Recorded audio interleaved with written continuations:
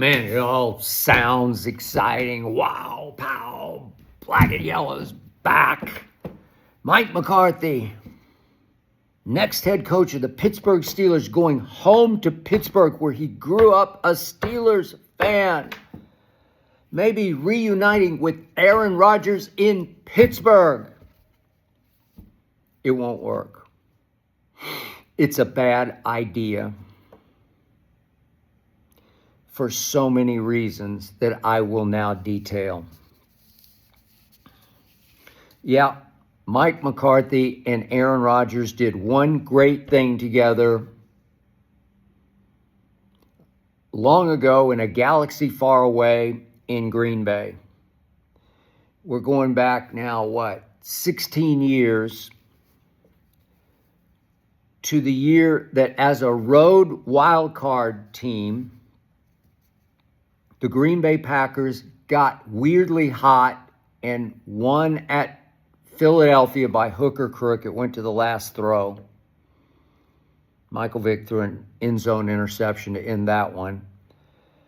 And then they did go to Atlanta and win big over Matt Ryan and company. And then they went to Chicago, and only because Jay Cutler wound up sitting on the exercise bike in the second half were they able to survive the Chicago Bears in the NFC Championship game at Soldier Field with the immortal Caleb Haney as the stand-in quarterback for my guy, Jay Cutler. And Aaron was pretty terrible in that game, but they survived it, and they went on to a Super Bowl in which he was very good against the Pittsburgh Steelers. Mike Tomlin's last Super Bowl, 16 years ago now.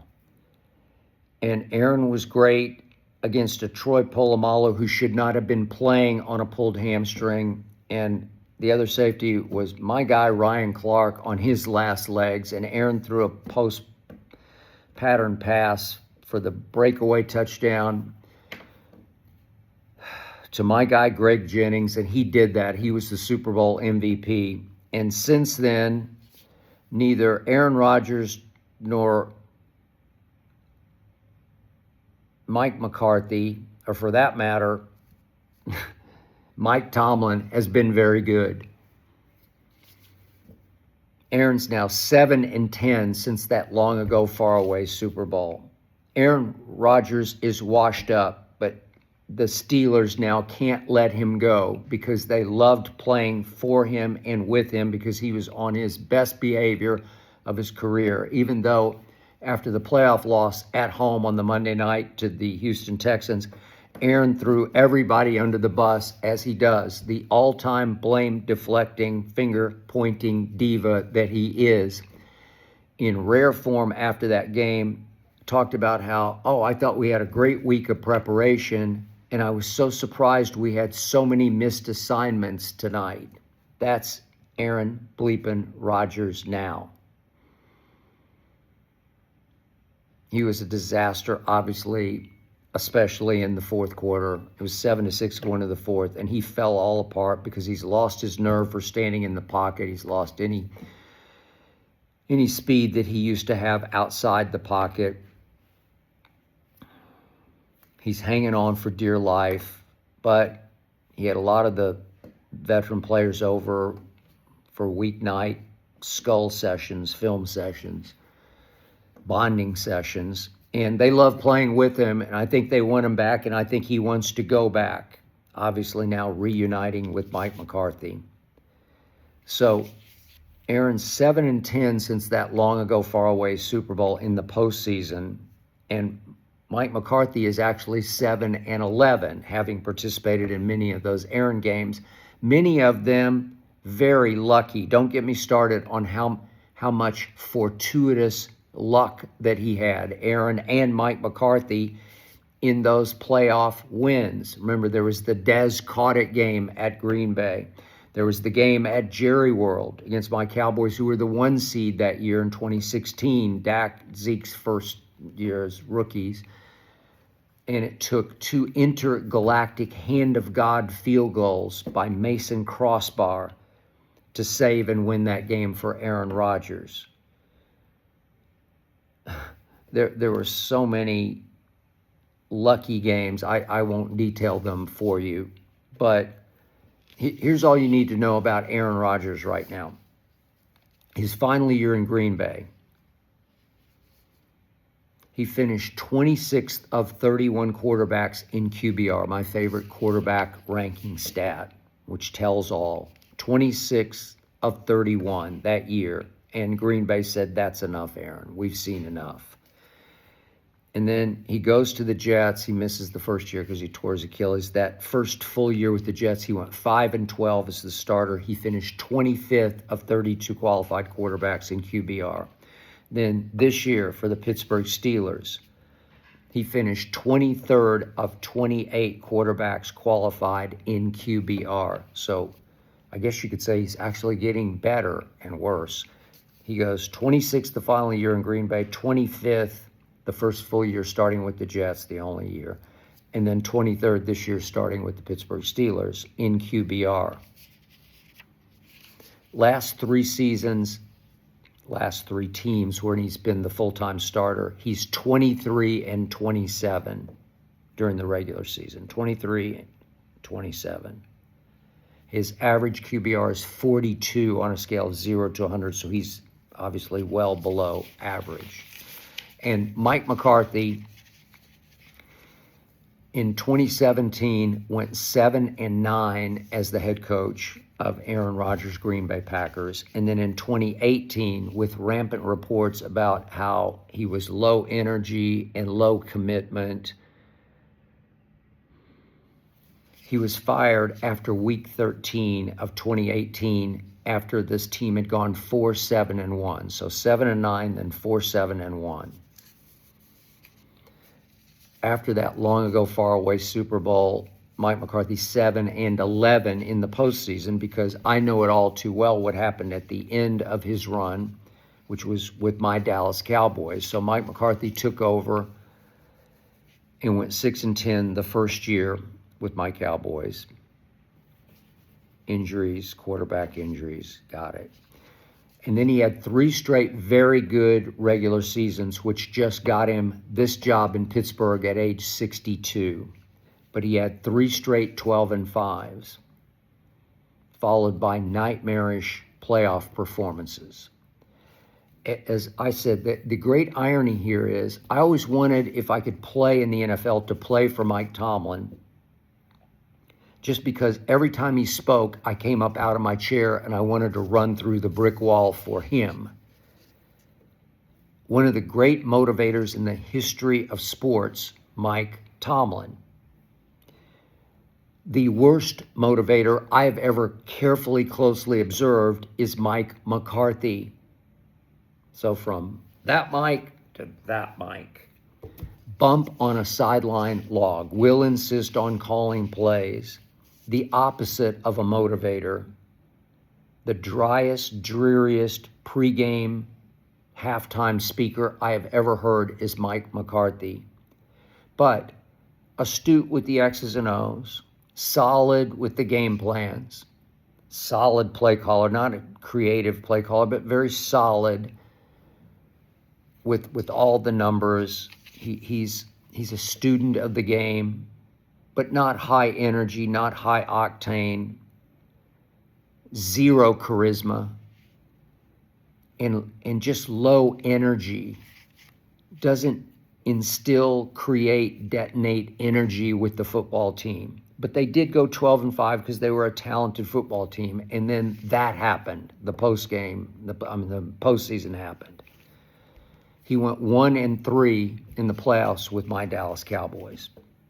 The one came against Tom Brady at age 45 in his swan song game, his walk into the sunset night game at Tampa, when his Bucks had stolen the division at 8-9.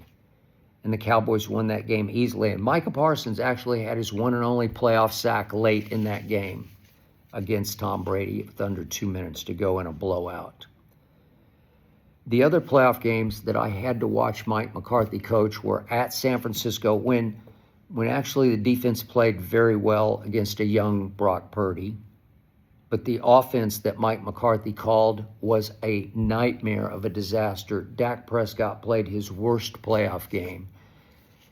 They lost 19-12. They managed 12 points at San Francisco. It was hard to watch. The defense hung in all day long, but Dak threw 2 interceptions that were just atrocious and missed 5 other throws that could have gone for big gains or touchdowns. And then home playoff game against the same 49ers, this time with Jimmy G as the quarterback.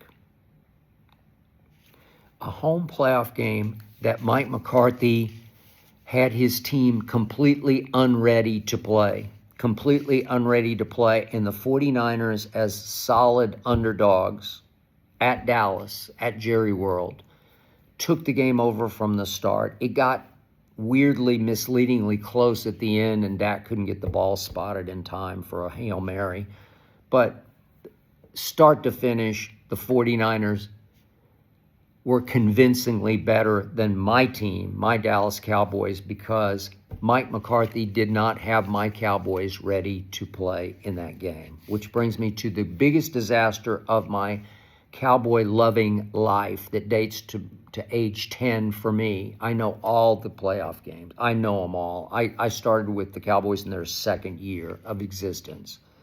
I know every playoff game by heart, and this one broke my heart and ruptured my soul.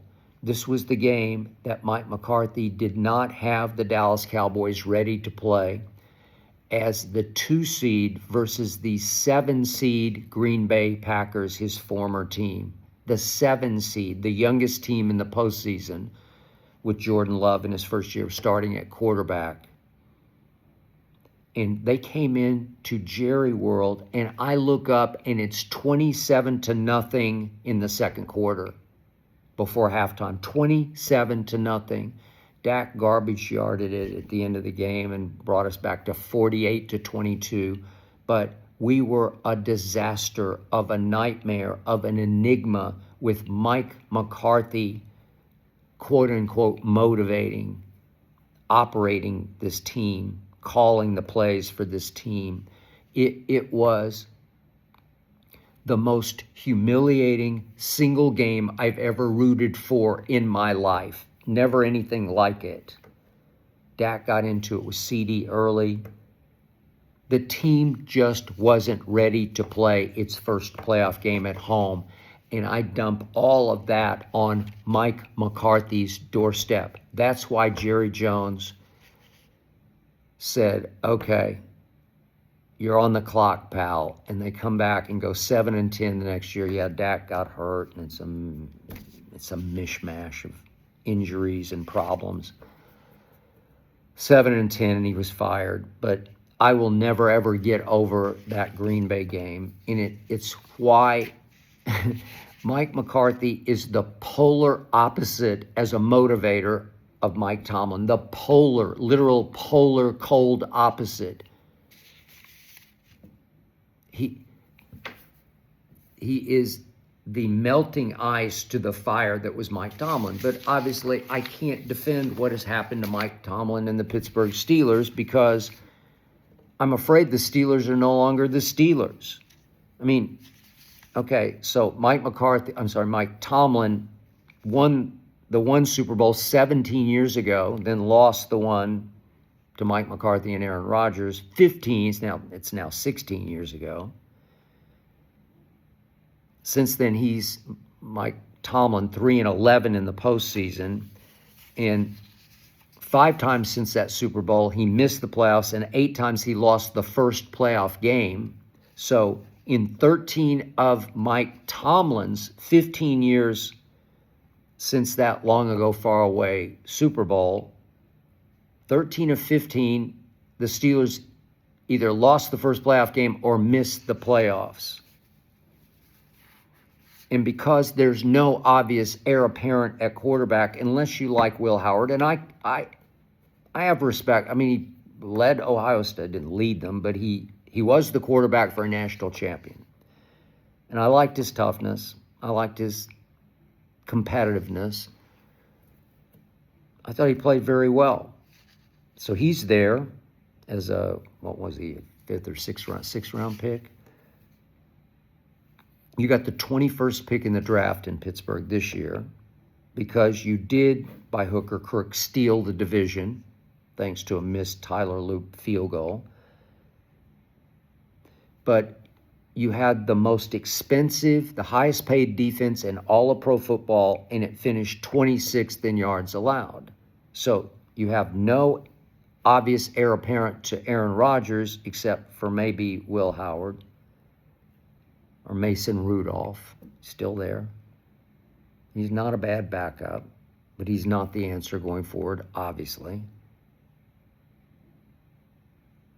And what are you going to do with the 21st pick? So you tried Kenny Pickett at 20, and it just swung and missed. Didn't work. I don't know. I don't know what's going to happen, which quarterbacks are going to be available in the draft. Not sure how that's going to fall out. I don't like Carson Beck, and I thought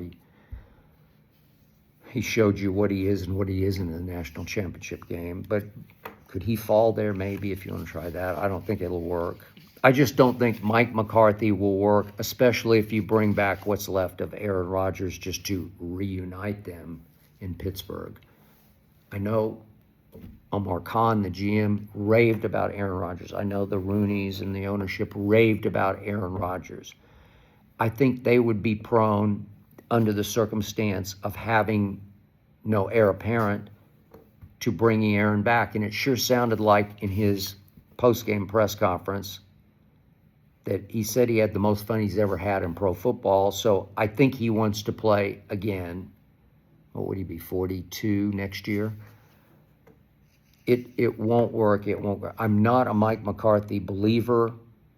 He's solid, but can't get you over the hump.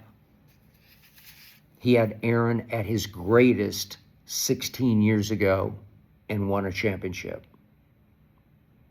And since then, he's been low watt, low energy. Got ripped at the end of the Green Bay tenure for getting massages on Fridays and missing walkthroughs and practice. I don't know.